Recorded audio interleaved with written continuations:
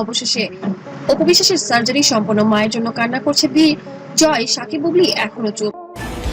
Total বিষয়টাই খুব হঠাৎ করেই হয়েছে। আমি বললাম যে লাক।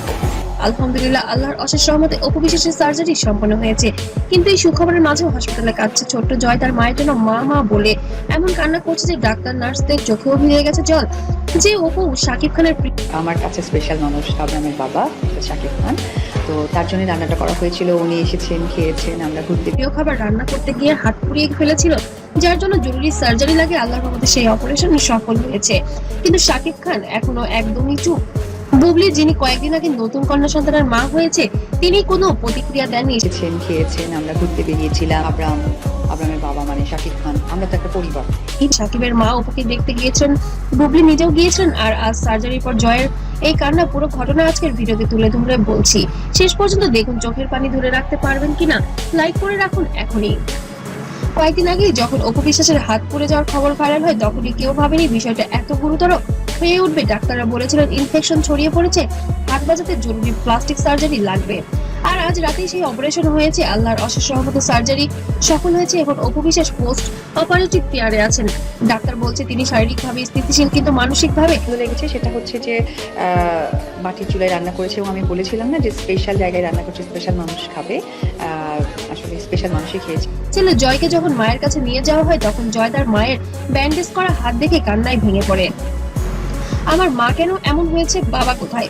এমন কথা বলতে বলতে জয়ের কান্না থামছিল না। হাসপাতালে সবাই এই দৃশ্য দেখে আবেগ আপ্লুত হয়ে পড়েন। জয় তো এখন ছোট, সে বোঝে না কেন তার বাবা দুইটা পরিবারে ভাগ হয়ে গেছে।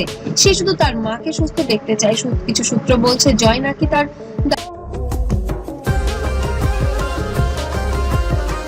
দাদির কাছে বারবার বলছে, দাদি তুমি আমার মাকে সুস্থ করে দাও, আমি আর কিছু চাই না। এই দৃশ্য দেখে সাকিবের মা নাকি নিজেও কেঁদে ফেলেছেন। বুবলি, যিনি নিজে এখন নতুন মা, তিনি হয়তো এই মুহূর্তে মা হিসেবে অপুর কষ্টটা অনুভব করছেন।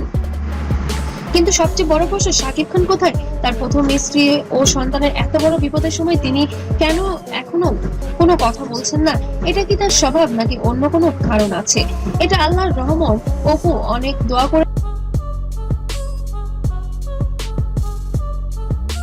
এই তার সার্জারি সফল হয়েছে।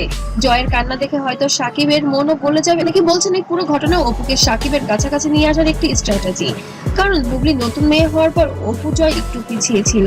কেউ কেউ বলছে এটা বড় ধরনের ক্লিক বাইট, পুরোনো ঘটনাকে নতুন করে সার্জারি সম্পন্ন বলে ভাইরাল করা হচ্ছে। তবে সত্যি যাই হোক, একটা মা ছেলের এই আবেগ মুহূর্ত আমাদের সবাইকে নাড়া দিয়েছে।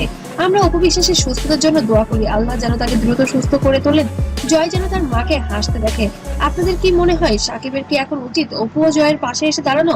জয়ের কান্না কি সাকিবের মন গলবে, নাকি এটা পুরোই রিউমার?